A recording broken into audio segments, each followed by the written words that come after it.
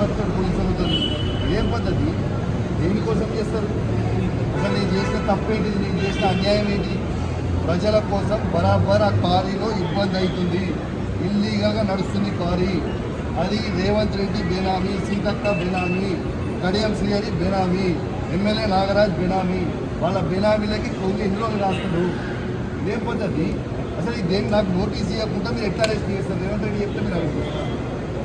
రేవంత్ రెడ్డి చెప్తే మీరు అరెస్ట్ చేస్తారా?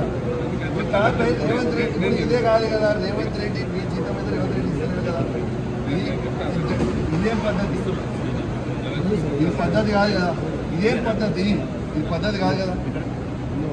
ఇది పూర్తిగా అన్యాయం. రేవంత్ రెడ్డి గారు పెట్టుకున్న అక్రమ కేసు ఇది.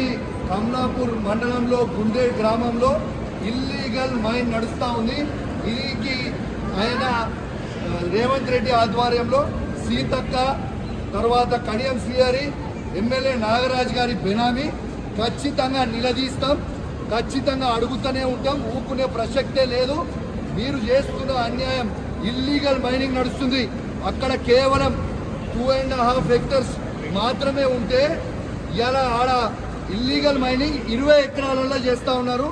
గుండేడ్ గ్రామ ప్రజలందరికీ కూడా చాలా ఇబ్బంది అవుతా ఉంది. గుండేడ్ గ్రామ ప్రజలు మొత్తం కూడా ఇబ్బంది పడుతూ ఉన్నారని చెప్పి కూడా ఈ సందర్భంగా తెలియజేస్తా ఉన్నాను. ఆ ప్రజలు ఇలా హెల్మెట్లు పెట్టుకొని మరి చేసే పరిస్థితిగా ఉంది. ఇలా ప్రజలందరూ కూడా గమనించాలి. ఇలా రేవంత్ రెడ్డి గారు చేస్తున్న అక్రమ అరెస్టులు, అక్రమ కేసులకి నువ్వు రేవంత్ రెడ్డి గుర్తుపెట్టుకో. నువ్వు ఎన్ని కేసులు పెట్టినా, ఎన్ని బెదిరించినా భయపడేది లేదు. నీ సంగతి తప్పకుండా చెప్తాం. ఖచ్చితంగా ప్రజలలో చెప్తాం. ఖచ్చితంగా చెప్పే ప్రయత్నం చేస్తాం. జై తెలంగాణ, జై కేసీఆర్.